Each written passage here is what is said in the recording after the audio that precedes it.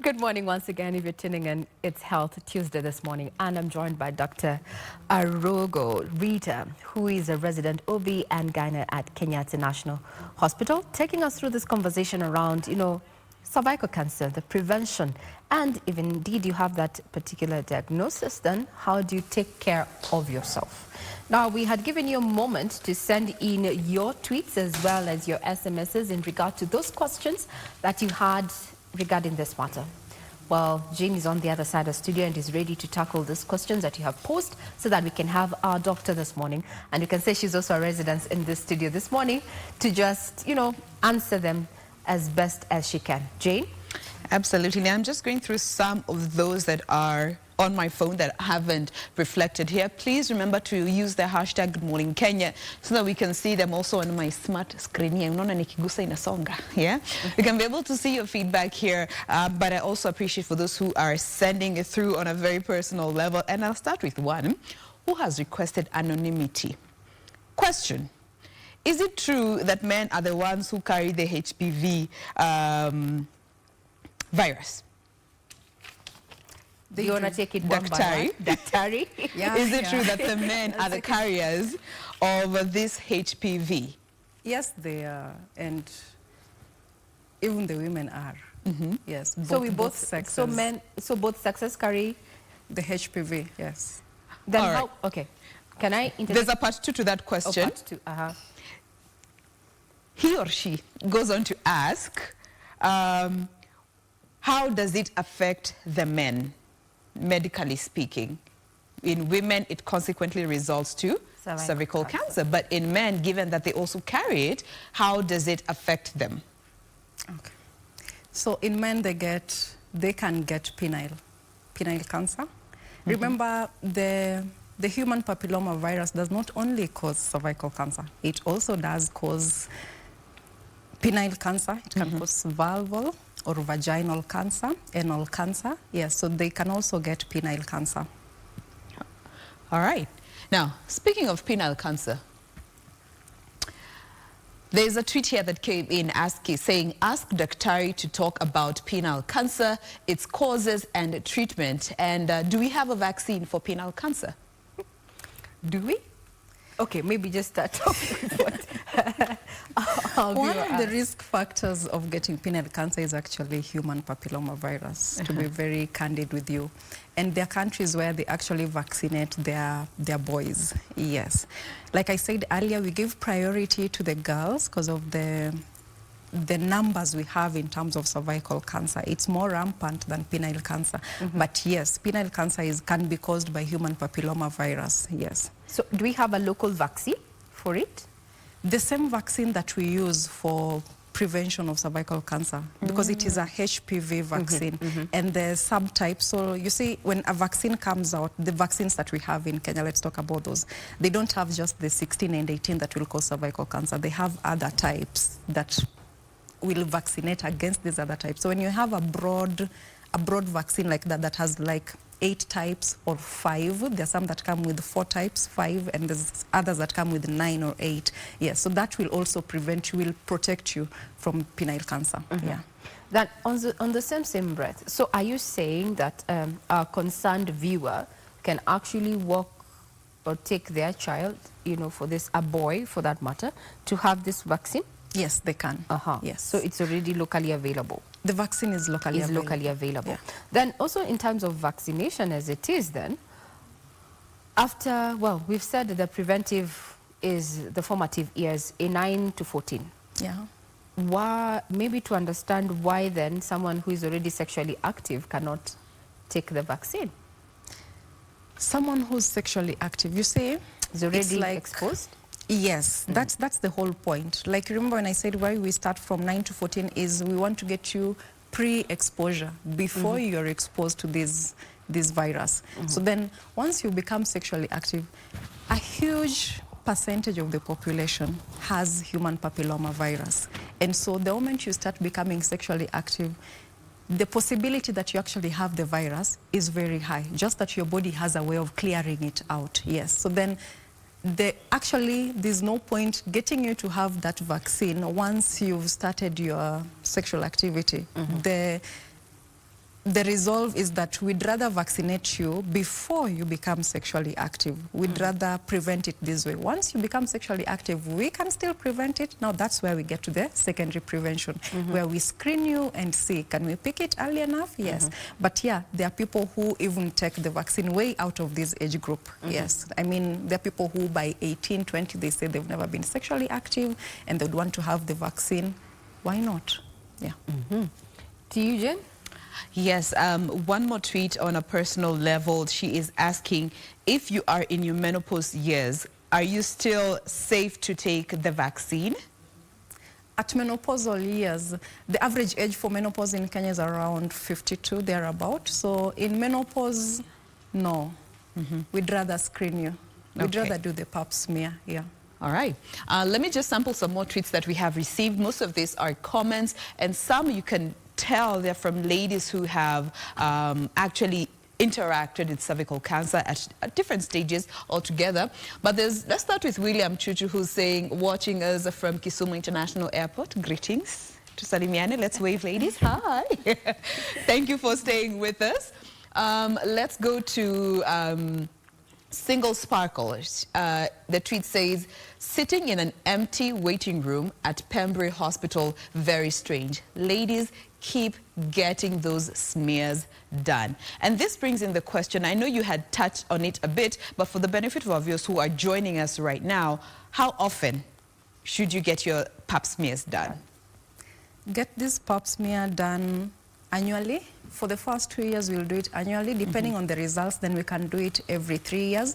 But like I said initially, some of the risk factors are HIV, sexually transmitted illnesses. If you have such conditions, especially HIV, which increases your risk 6 times, then we need to get it done annually, yes. Okay. But subsequently, it is dependent on the results of the first pap smear. We can advise you to either come after 6 months or 1 year, or if it's normal, after repeating it annually for 2 years, then we can now do 3 years. All right. Yeah. There's also Mrs. Lange. I do apologize for murdering the pronunciation of your name. My story on vaccines. This vaccine was very controversial when it first came out, and I didn't get it. Long story short, and several procedures to remove dangerous cells later, I wish I had. Cervical cancer is preventable. Again, skeptics, you know, of course, something new is always uncomfortable for most, but conversations around vaccine, Ray, you remember how a while back it was such a buzz on mainstream and social media, conversations around the safetyness of this particular vaccine. And before you get to address that, let me also read this one from Tameka, who's saying, getting screened for cervical cancer isn't enjoyable, but it is absolutely something that we have to do. We remind our friends and our loved ones to get screened for breast cancer. We also have to remind them to get screened for cervical cancer as well. We have Axtria saying cervical cancer is not just treatable. If diagnosed early, it is also preventable to a great extent. Let's get to read on how we can best prevent it. And there's also this tweet by National Vaccine Program saying when it comes to HPV prevention, it is safe. The vaccine itself, it is safe, it is effective, and prevents more than 90% of HPV-related cancers.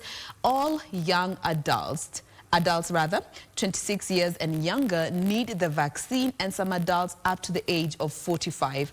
Learn, empower yourself, and get to know, be informed before you make decisions that are, in the long run, retrogressive and not, you know, protecting you when it comes to such sensitive matters as cervical cancer and the HPV virus. Ray.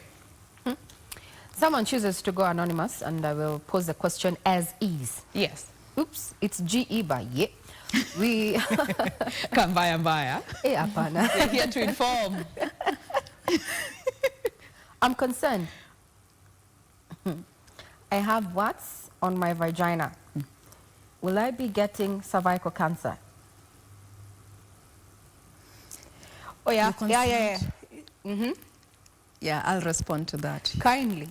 Yes, if you have vaginal warts, then we need to check them out. It does not necessarily mean you will get cervical cancer.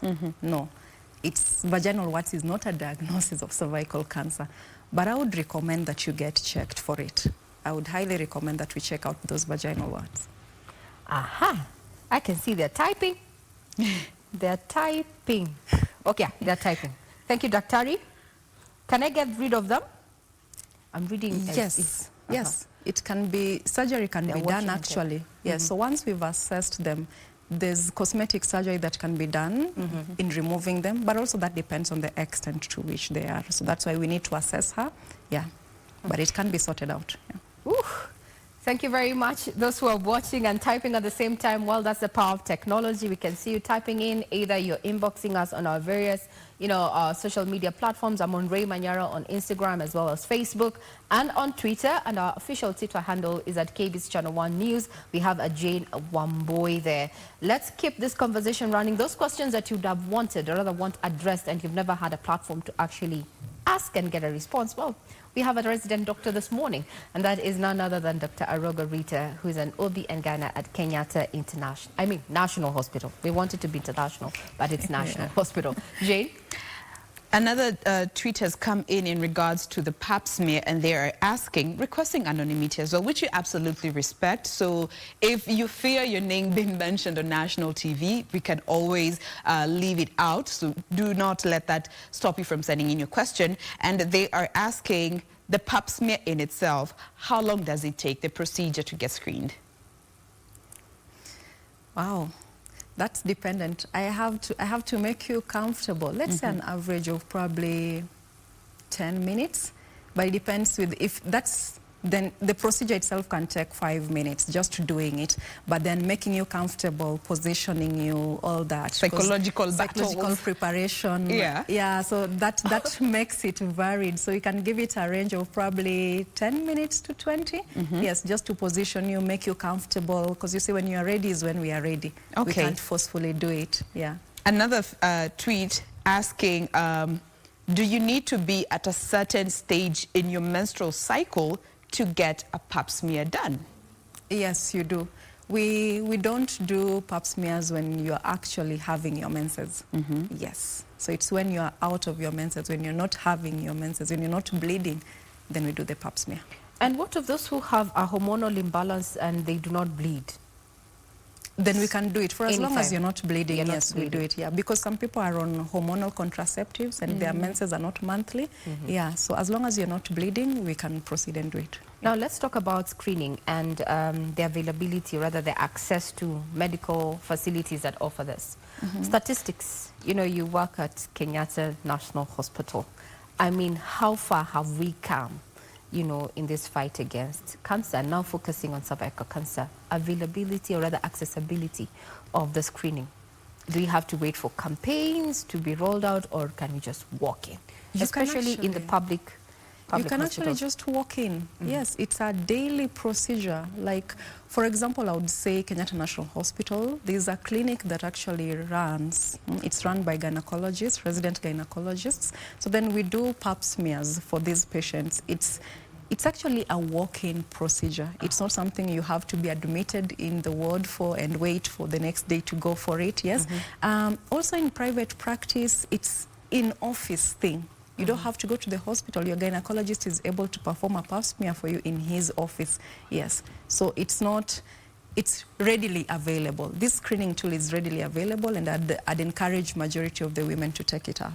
How long until the results are out if one was to take a pap smear? Depending on the lab you want to send it to. Yes. So then there are labs that will give it to you 3 days. The labs that will tell you to come back in a week. That basically depends on the lab that you're taking it to, depending on their workload. Yeah. Jane, do we have any more tweets? I can just see a lot of love, guys appreciating this conversation. Hey there, amazing ladies, watching KBC from Raraka, loving the way you guys are doing it. Again, William Mamburi always tuned in, James Lunani, Victor, appreciating the program and us bringing such unconventional conversations. And I like the way Daktari has handled the touchy areas. Yeah. Thank you very much, Daktari. We have been speaking to Dr. Arogo Rita, who is a resident OB and Gyna at the Kenyatta National Hospital, taking us through this conversation this morning on Health Tuesday. We've been talking about cervical cancer, the detection, prevention, and treatment. There you have it. There are 3 stages of it, so do not shy away. And I'll give her 1 minute to wrap up this conversation for us this morning. Your take, Daktari.